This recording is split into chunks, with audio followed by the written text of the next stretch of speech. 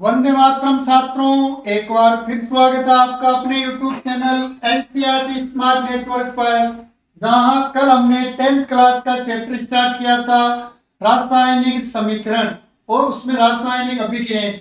अपना last topic था किसी भी रासायनिक समीकरण को संतुलित करना। तो कल एक एग्जाम्पल देखा था, एक एग्जाम्पल आज देखते हैं। तो रासायनिक समीकरण रासायनिक समीकरण को संतुलित करना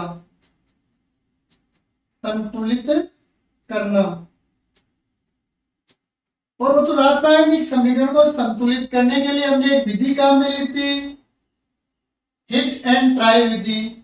हिट एंड ट्रायल विधि, और ये जो हिट एंड ट्रायल विधि है, इस विधि की महत्वपूर्ण चीज मैंने आपको बताई थी।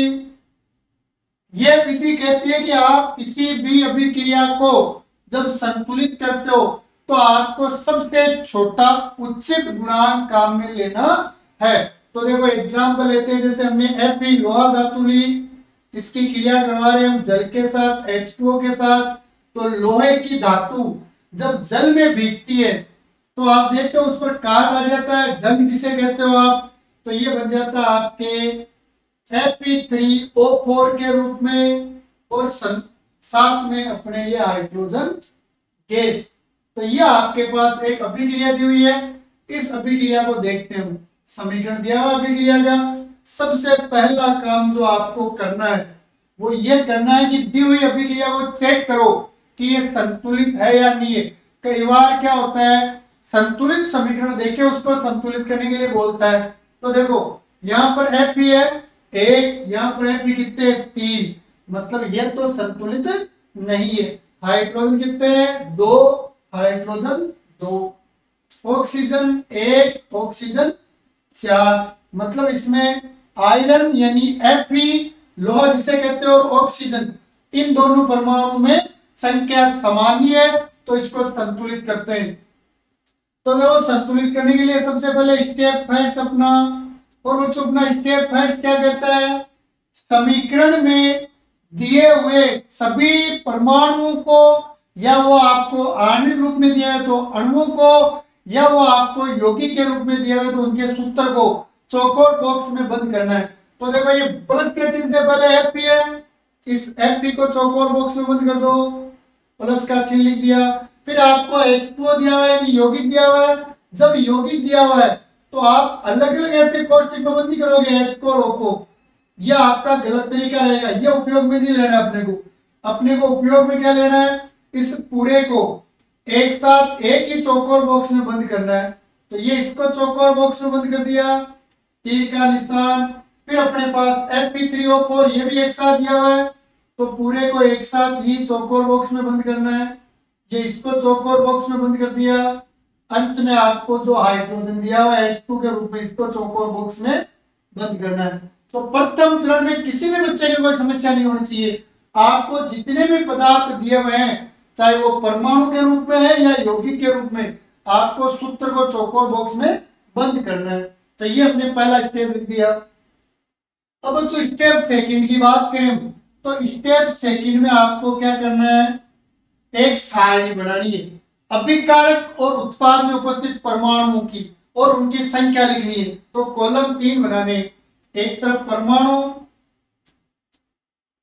फिर दूसरे कॉलम में आपको लेना है अभिकारक में संख्या, अभिकारक में संख्या,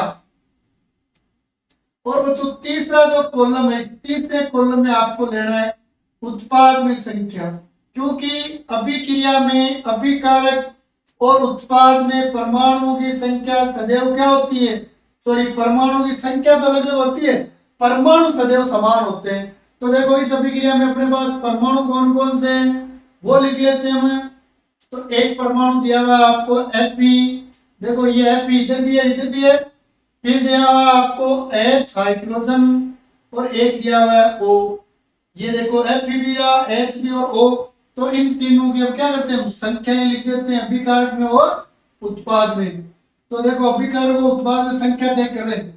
तो सबसे पहले देखो आप अभिकारक में Fe की संख्या कितनी है? एक है भाई, मोल दिया हुआ नहीं है मतलब एक है, और प्रतीक के नीचे भी कोई अंक नहीं है मतलब एक ही है। फिर उसके बाद हाइड्रोजन की देखो दो, दो ही क्यों है? क्योंकि मोल इनका भी एक है, और ऑक्सीजन की कितनी है? एक। Fe3O4 उत्पाद में Fe कितना है? 3। मोल तो एक है लेकिन संख्या 3, तो उत्पाद में संख्या 3। ऑक्सीजन की संख्या 4 और हाइड्रोजन की संख्या 2। ये दो चरण, इनमें किसी को भी समस्या नहीं होनी चाहिए।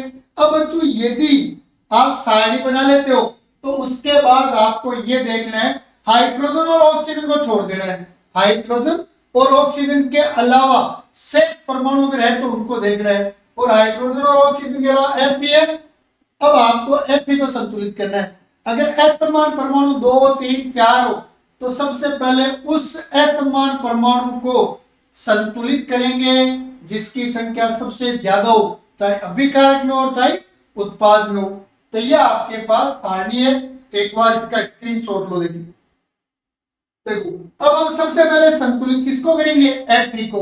देखो Fe को संतुलित करते हैं, स्टेप 3 ये लिख दिया मैंने, स्टेप 3 वही अपना पहला काम। अभिक्रिया लिखो, ये Fe चौकोर बॉक्स हटाना नहीं है, H2O चौकोर बॉक्स इस पर से भी नहीं हटाना है, तीर का निशान Fe3O4 ये चौकोर बॉक्स बना दिया, और ये H2 इस पर भी चौकोर बॉक्स बना दिया।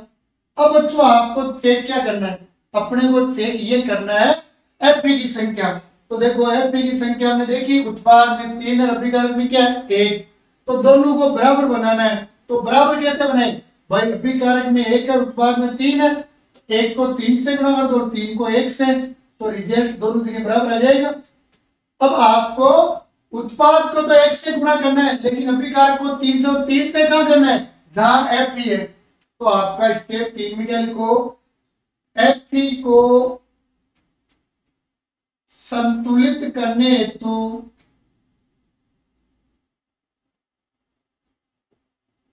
Fe को संतुलित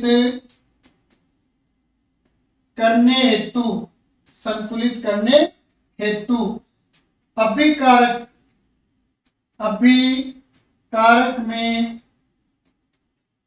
Fe को 3 से गुणा करते हैं। Fe को 3 से गुणा करते हैं। तो आपको अभिकारक में जो Fe लिखा है उसको 3 से गुणा करना है बच्चों, Fe को संतुलित करने के लिए। तो अभिकारक में Fe है, इसको 3 से गुणा कर दो, तो ये लिख दिया मैंने यहाँ पर 3। ये हो गया अपने पास Fe संतुलित। अब उसके बाद आप संतुलित किसको करो? ऑक्सीजन को संतुलित करो। क्यों ऑक्सीजन को? हाइड्रोजन और ऑक्सीजन में से आपको पहले ऑक्सीजन को संतुलित करना है। एक तरफ 1 है, एक तरफ 4 है, तो इसको 4 से गुणा कर दो, इसको 1 से। तो देखो नेक्स्ट स्टेप देखते हैं हम, स्टेप 4 ऑक्सीजन को संतुलित करने हेतु, संतुलित करने हेतु अभिकारक में H2O को 4 से गुणा करते हैं, 4 से गुणा करते हैं। तो 4 से गुणा करना है अपने को अभिकारक की तरफ। वही तरीका सबसे पहले लिखना है आपको, सबसे पहले अपने को लिखना है। तो ये Fe लिख दिया, ये बड़ा कोष्ठक, प्लस ये H2O लिख दिया, ये बड़ा कोष्ठक, ये तीर का निशान, ये Fe3O4 है, ये तीर बड़ा कोष्ठक, और ये H2O, ये H2 का बड़ा कोष्ठक। अब इससे पहले अपने जो अंक लिखे वो तो रहने तो लिखना, उनको मिटाना नहीं है। तो 3 लिखे हैं तो ये 3 लिख दिए। अब ये क्या कह रहा है? ऑक्सीजन को संतुलित करने के लिए अभिकारक तीर के निशान से पहले मैं H2O ये रहा, आपको 4 से गुणा करना है, तो यहाँ 4 लिख दिया। अब जो Fe को संतुलित कर दिया, ऑक्सीजन को संतुलित कर दिया। जब हमने अभिक्रिया प्रारंभ की थी तब हाइड्रोजन संतुलित ही था, लेकिन अब देखो एक बार यहाँ हाइड्रोजन 4 दूनी 8 हो गए, इधर कितने हैं, 2 ही है। अब आपको पुनः हाइड्रोजन को संतुलित करना है। तो स्टेप 5, हाइड्रोजन को संतुलित करने हेतु उत्पाद में H2 को, अब देखो इधर हाइड्रोजन 8 है, इधर कितने हैं, 2, बराबर कैसे हो, 8 को तो 1 से गुणा कर दो और 2 को 4 से गुणा कर दो, दोनों का रिजल्ट क्या जाएगा 8। तो H2 को 4 से गुणा करते हैं, H2 को 4 से गुणा करते हैं। तो देखो 4 से गुणा कर देते हैं, इनको लगा देते हैं, वही अपना लिखने का तरीका। सबसे पहले Fe, इसके चौकोर बॉक्स, प्लस H2O, इसके भी चौकोर बॉक्स, फिर का निशान Fe3O4, इसके भी चौकोर बॉक्स, फिर उसके बाद ये H2, ये चौकोर बॉक्स। अब इस पद से पहले जो अंक लिखे हुए उनको लिख दो वापिस। तो 3 की जगह 3 लिख दो और 4 की जगह 4। ये तो पहले वाले रिएक्शन है। अब क्या करना है, हाइड्रोजन को संतुलित करने के लिए उत्पाद में H2 ये रहा को 4 से गुणा, तो ये कर दिया 4 से गुणा। लास्ट में स्टेप 6, अंत में चौकोर बॉक्स हटा देते हैं, चौकोर बॉक्स से हटा देते हैं। तो देखो चौकोर बॉक्स को हटा दे तो आपके रह गया क्या, वो लिख दो 3Fe प्लस 4H2O, तीर का निशान Fe3O4 और प्लस 4H2।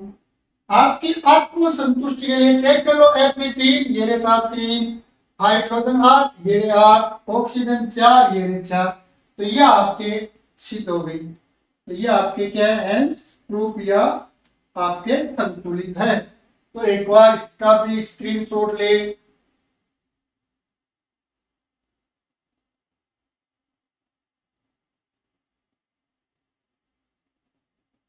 इस प्रकार आप रासायनिक समीकरण को संतुलित कर सकते हो, किसी भी रासायनिक समीकरण को संतुलित कर सकते हो। ये तो संतुलित करने की विधि दी हुई है, आपको मोस्टली अभिक्रियाओं को सीधा डायरेक्ट संतुलित करना है। तो कुछ ऐसे उदाहरण देखते हैं जिनमें हम डायरेक्ट संतुलित करते हैं। तो ये ले लेते हैं, इसमें कुछ रिएक्शन ये ले लीजिए, जैसे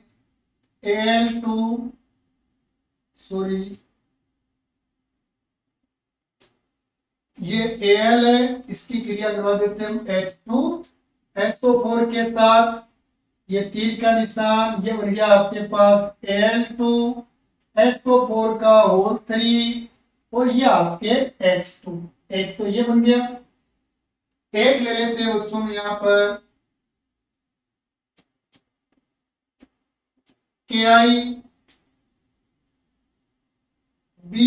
KiBaSO4, ये बना दिया जैसे हमने K2SO4 प्लस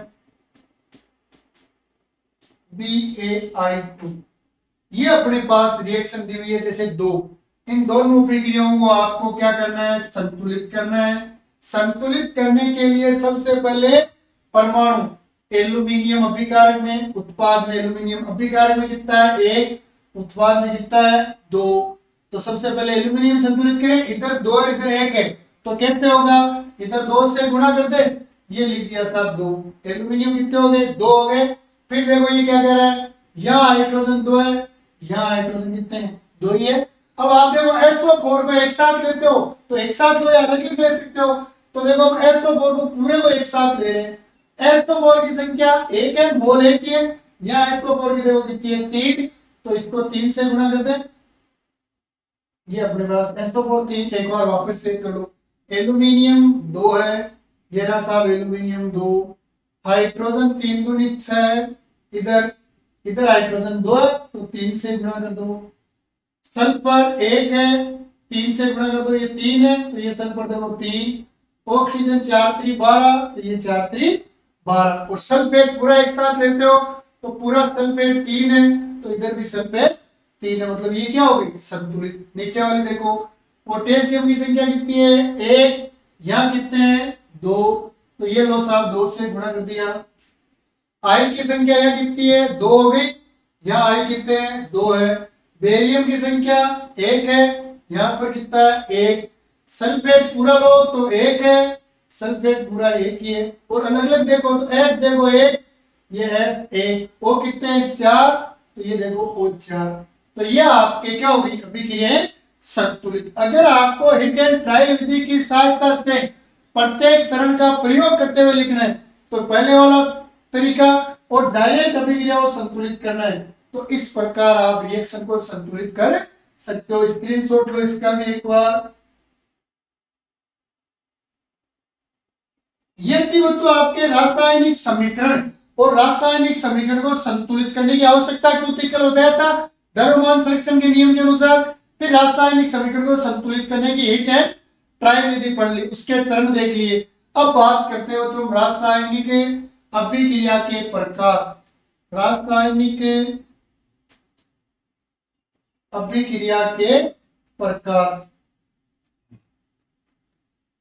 रासायनिक अभिक्रिया के प्रकार।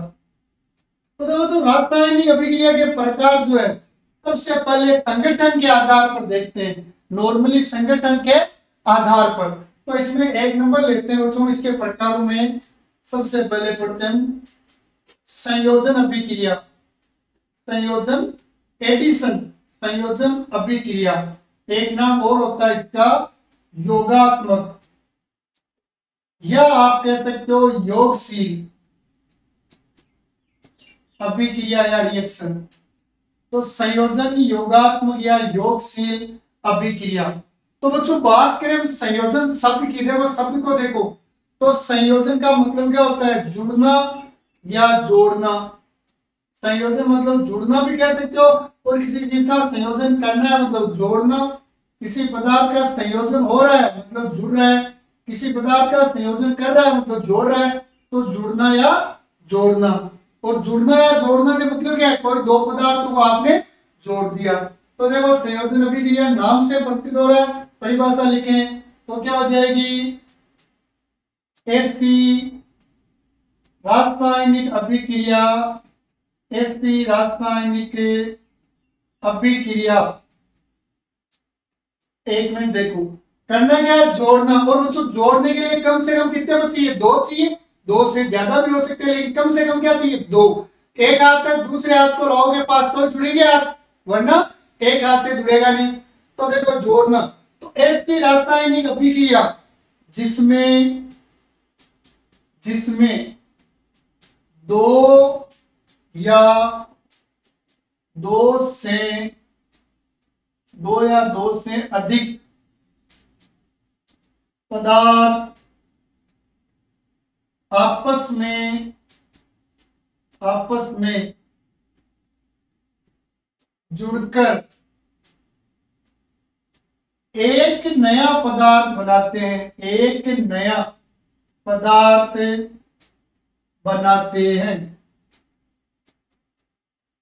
एक नया पदार्थ बनाते हैं, उसे संयोजन अभिक्रिया कहते हैं, उसे संयोजन अभिक्रिया कहते हैं, या योगात्मक अभिक्रिया कहते हैं, या योगशील अभिक्रिया कहते हैं। तो देखो परिभाषा नाम से पता चल रहा है संयोजन मतलब आपको जोड़ना है, और जोड़ोगे मतलब कम से कम 2, ज्यादा कितने भी ले सकते हो। और बच्चों जब 2 पदार्थों को जोड़ोगे दोनों हाथ इनको मैंने जोड़ दिया तो एक हो गया नहीं, तो जोड़ने के बाद एक बनेगा। तो अभिक्रिया की पहचान का तरीका देखो, आपको पहचान करना है तो अभिकारक आपको या तो 2 मिलेंगे या 2 से अधिक मिलेंगे, यानी तीर के निशान के पहले पदार्थ 2 या 2 से ज्यादा रहेंगे, और जुड़कर एक नया पदार्थ बना रहा है मतलब आपको उत्पाद में हमेशा कोई एक ही पदार्थ दिखाई देगा। जैसे देखो ये अपने पास ले लेते हैं हम H2 हाइड्रोजन, इस पर जोड़ दिया हमने O2 और तीर के निशान के बाद ये बन गया आपके पास H2। तो देखो अभिक्रिया में तीर के निशान से पहले दो है, तीर के निशान के बाद क्या एक पदार्थ, मोल इसके दो है और यहाँ टोटल मोल 3 है, लेकिन पदार्थ हाइड्रोजन और ऑक्सीजन दो है और उत्पाद एक बन रहा है जल। इसी प्रकार देखो ये अपने पास कार्बन, इसको ऑक्सीजन से योग करवा दिया, ये बन गया आपके कार्बन डाइऑक्साइड। तो देखो दो पदार्थ लिए जुड़ रहे हैं, एक पदार्थ बन रहा है। या फिर ये देखो आपके पास कैल्शियम ऑक्साइड है, इसकी क्रिया ऑक्सीजन CO2 से करवा दी, तो ये बन गया आपके CaCO3। देखो जुड़ कितने रहे, दो पदार्थ, बन कितना रहा है, एक पदार्थ।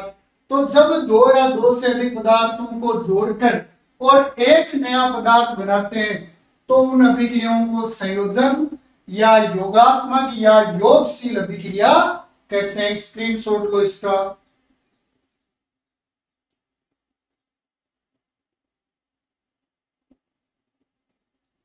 तो जो दूसरी अभिक्रिया पढ़ते हैं इसमें नंबर 2 अभिक्रिया है आपके अपघटन या बच्चों वियोजन। अपघटन या वियोजन। देखो संयोजन अभिक्रिया उसमें जुड़ रहा था, अपघटन का मतलब होता है टूटना। अपघटन का मतलब क्या होता है, टूटना, और वियोजन मतलब अलग होना, अलग होना। तो जब जुड़ रहे थे, दो पदार्थ जुड़ रहे थे तो उसको नाम दिया संयोजन। और अपघटन हो रहा मतलब पदार्थ टूट जाएंगे, ये जैसे दो हाथ है इनको हमने जोड़ दिया तो ये क्या हो गया, एक बन गया आपके पास। अब इसको तोड़ रहे हो तो ये अलग हो जाएंगे। तो संयोजन में जुड़ना होता है, जबकि अपघटन में टूटना या अलग होना। तो कई बार आ जाता है, आप कैसे कह सकते हो कि संयोजन अपघटन की विपरीत अभिक्रिया है या अपघटन संयोजन से विपरीत है। तो संयोजन में दो पदार्थ जुड़कर एक पदार्थ बनाते हैं, जबकि अपघटन या वियोजन में एक पदार्थ टूटकर दो या दो से ज्यादा पदार्थ बनाते हैं। तो देखो अपघटन कर रहे हो आप, आपने पदार्थ एक लिया तो परिभाषा देखो, ऐसी रासायनिक अभिक्रिया, ऐसी रासायनिक अभिक्रिया जिसमें कोई पदार्थ और वो जो पदार्थ को आप तोड़ रहे हो, ताकत लगा रहे हो, तो आप किस रूप में लगाओगे, ऊर्जा के रूप में। यानी क्या, तो या तो आप ताप की सहायता से या आप विद्युत की सहायता से या आप क्या कह सकते हो उष्मा ऊर्जा के रूप में। तो ऐसी रासायनिक अभिक्रिया जिसमें कोई पदार्थ ताप, विद्युत या उष्मा के द्वारा टूटकर दो या दो से अधिक पदार्थ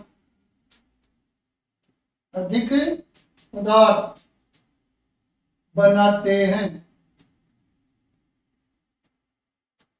उसे अपघटन या वियोजन अभिक्रिया कहते हैं।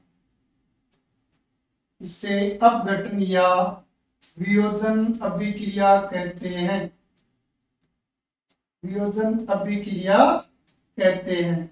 मतलब संयोजन में तो जुड़ रहे थे, जबकि इसमें क्या हो रहा है, टूट रहे हैं। और तोड़ने के लिए आवश्यकता किसकी है, आपको ऊर्जा की आवश्यकता है, जो आप उष्मा के रूप में ले सकते हो, जो आप ताप के रूप में ले सकते हो और जो आप विद्युत के रूप में ले सकते हो।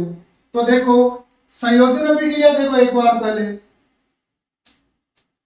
संयोजन में अभिकारक दो या दो से अधिक थे और उत्पाद एक था। और वियोजन में देखो कोई एक पदार्थ और टूटना कितने पदार्थों में, दो या दो से अधिक पदार्थ। यानी उसका उल्टा है, उसमें अभिकारक दो या दो से ज्यादा थे, उत्पाद एक था। जबकि इसमें क्या है, अभिकारक एक है, उत्पाद दो या दो से ज्यादा। जैसे एग्जांपल देखो, ये हमने जैसे जल लिया बच्चों H2, जल को विद्युत के द्वारा अपघटित करते हैं। इसके द्वारा, विद्युत के द्वारा जल को क्या करते हैं, अपघटित। तो ये एनोड और कैथोड को चले जाते हैं आयन और वहां अपने को गैसें प्राप्त होती है। तो ये टूटता है हाइड्रोजन गैस और ऑक्सीजन गैस में। इसकी सहायता से विद्युत के द्वारा एक पात्र में जल ले लिया, उसमें 2 इलेक्ट्रोड लगा देते हैं, इलेक्ट्रोड पर कांच की नलिकाएं, ये जैसे एक पात्र है।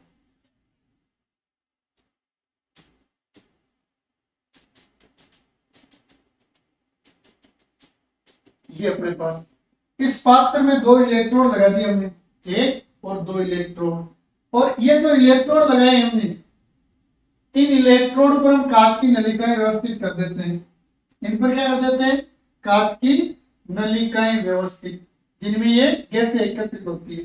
तो धीरे धीरे जब हम पानी या विद्युत धारा के साथ पानी को गर्म करते हैं तो ये गैस के कण जो होते हैं इन पर नलियों में क्या हो जाते हैं? एकत्रित हो जाते हैं। ये अपने पास अब इसमें क्या होता है? एक में तो कम कण एकत्रित हो जाते हैं, एक में कण क्या होते हैं? ज्यादा एकत्रित। तो अपने एक सूत्र ये बनता है, एक परत नली में अधिक मात्रा में गैस है, एक में कम मात्रा में। तो अधिक मात्रा में कौन सी और कम मात्रा में कौन सी है? तो अधिक मात्रा में जो गैस होती है वो होती है आपके O2 गैस, ऑक्सीजन गैस, और कम मात्रा में जो गैस होती है वो होती है आपके हाइड्रोजन गैस। क्योंकि द्रव्यानुपाती क्रिया नियम, अपने सॉरी द्रव्यानुपाती क्रिया नियम नहीं, हमने कल द्रव्यमान संरक्षण का नियम देखा था, जिसमें हमने देखा था कि द्रव्यमान सुरक्षित रहता है। और एक आपने स्थिर अनुपात का नियम पढ़ा था 9th क्लास में, जो कहता है कि यौगिक में पदार्थ जो होते हैं, परमाणु जो होते हैं, वो द्रव्यमान के निश्चित अनुपात में सहयोग करते हैं। और वो जो ये जो जल होता है, इसमें हाइड्रोजन और ऑक्सीजन का अनुपात 1:8 होता है, यानी हाइड्रोजन की मात्रा 1 ग्राम में तो ऑक्सीजन की मात्रा 8 ग्राम होगी, इसलिए अधिक मात्रा में किस कौन है? हाइड्रोजन। तो ये होता है जो आपके विद्युत अपघटन।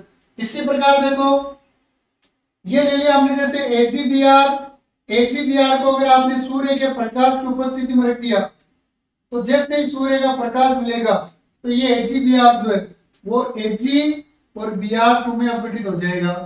संतुलित कर देते हैं तो ये बन जाएगा आपके। और देख लो आप, एक पदार्थ आपने लिया जैसे CaCO3 कैल्शियम कार्बोनेट, इसको आप उष्मा दोगे, गर्म करोगे तो ये उष्मा पाकर कैल्शियम ऑक्साइड तथा कार्बन डाइऑक्साइड में भी अपघटित हो जाता है। तो ये होती है जो आपके अपघटन या वियोजन अभिक्रिया। बिल्कुल अपोजिट है संयोजन या योगात्मक के कारण, क्योंकि उसमें जुड़ना हो रहा था, अपघटन में टूटना हो रहा है। उसमें अभिकारक 2 थे, इसमें अभिकारक 1 है। उसमें उत्पाद 1 था, इसमें उत्पाद 2 या 2 से अधिक है। एक बार इसका भी बच्चों स्क्रीनशॉट लो।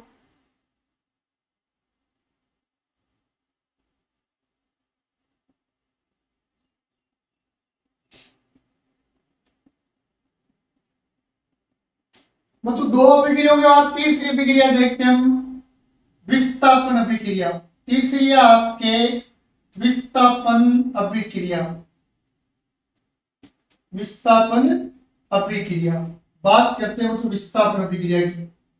देखो विस्थापन, स्थापन यानी चेंज करना, विस्थापन यानी जगह बदलना, विस्थापन यानी स्थान को बदलना। तो बच्चों इस अभिक्रिया में क्या होगा? स्थान बदलेंगे। जैसे देखो यहां पर क्या होता है, कोई एक तत्व है या धातु है, तत्व ले लेते हैं धातु के बजाय। ये हमने जैसे एक तत्व लिया, ये अकेला है, फिर हमने एक तत्व लिया, ये तत्व इसके आयन के साथ है, तत्व और आयन है। अब मान लो ये तत्व जो अकेला तत्व है ये अधिक क्रियाशील है, इसकी क्रियाशीलता क्या है? अधिक है। ये अधिक रिएक्टिव है, अधिक क्रियाशील है। अगर ये तत्व ज्यादा क्रियाशील है इसकी तुलना में इससे, ये तत्व क्या है? कम क्रियाशील। तो इसकी तुलना में भाई इस तत्व की तुलना में ये ज्यादा क्रिया करेगा इसके साथ, आयन के साथ। तो जैसे इन दोनों की क्रिया करवाएंगे तो ये वाला तत्व जो है ये इस तत्व को इसके स्थान से हटा देगा, मतलब विस्थापन कर देगा। लेकिन विस्थापन की शर्त क्या है? विस्थापन वही कर पाएगा जो ज्यादा क्रियाशील हो। जैसे एक क्लास में एक बच्चे के 90% नंबर आ रहे हैं टेस्ट में, क्लास टेस्ट में, अर्धवार्षिक में, और एक बच्चा जो है उसके 89 ही आ रहे हैं। अब ये बच्चा इसका स्थान क्यों ग्रहण करेगा? जब ये ज्यादा क्रियाशील मतलब इसकी तुलना में ज्यादा पढ़ाई करने लग जाएगा। तो जब ये अधिक पढ़ाई करेगा, अधिक मेहनत करेगा, तो ये इससे आगे चला जाएगा और एक दिन बाद इसके या कुछ समय बाद ये इसके ज्यादा बन गए, इसके कम रह गए। तो जो अधिक रिएक्टिव होता है या अधिक क्रियाशील होता है वो तत्व कम क्रियाशील तत्वों को उसके आयु से हटा देता है। तो देखो इसकी परिभाषा लिख लेते हैं हम।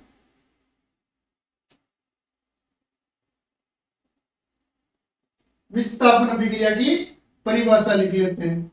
तो इसकी परिभाषा बन जाएगी आपके ऐसी रासायनिक अभिक्रिया, ऐसी रासायनिक अभिक्रिया जिसमें कोई एक पदार्थ या तत्व किसी दूसरे तत्व को उसके आयनों से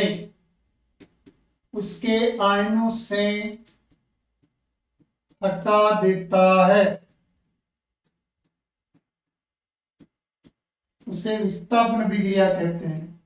उसे विस्थापन अभिक्रिया या रिएक्शन कहते हैं। लेकिन शर्त क्या है?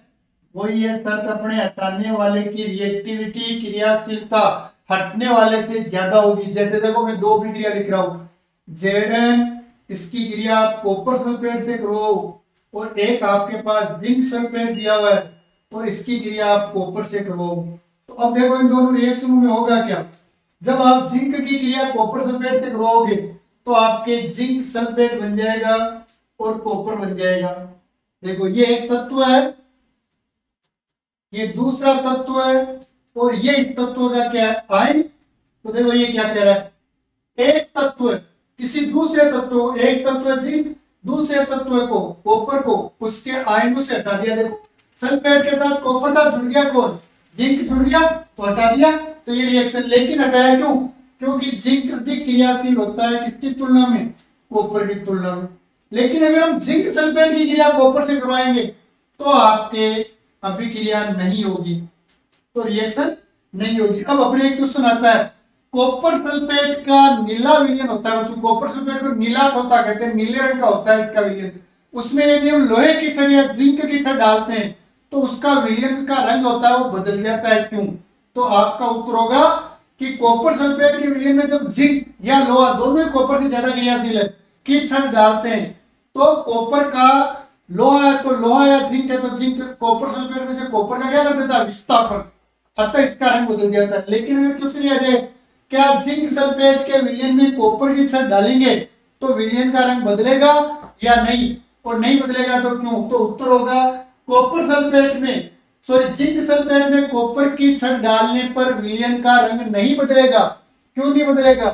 क्योंकि कॉपर की तुलना में जिंक अधिक रिएक्टिव होता है, अतः कॉपर जिंक को उसके आयनों से हटा ही नहीं पाता है। स्क्रीनशॉट लो बच्चों इसका। इन कक्षाओं को ज्यादा से ज्यादा देखनी है और नोट्स भी बनाने हैं आपको। जय हिंद, वंदे मातरम।